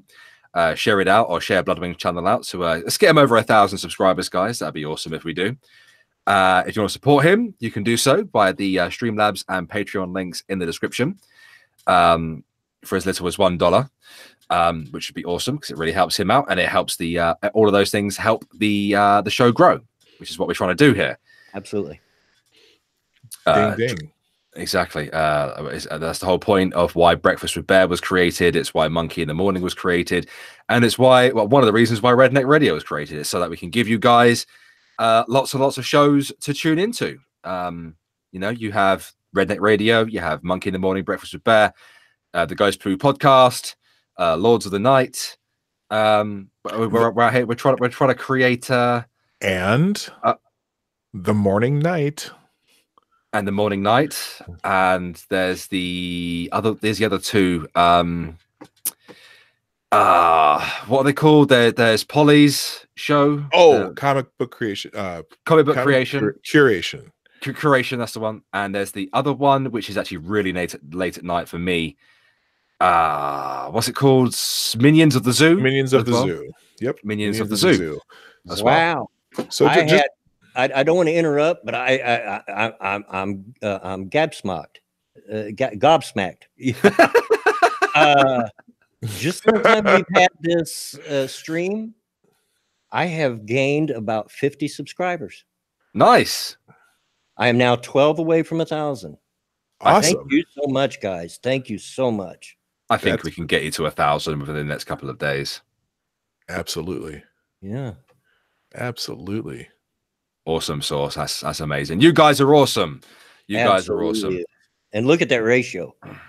53 watching, 59 likes. Look at that. Yeah. Best like ratio I've seen, actually. That's great. Good for you. Hey, you guys are awesome. Even if you can't donate, sharing the stream is one of the best things you can do. It pings something in the algorithm that helps get more viewers. And we want to see Redneck. We want to see Redneck Radio and Bloodwing grow.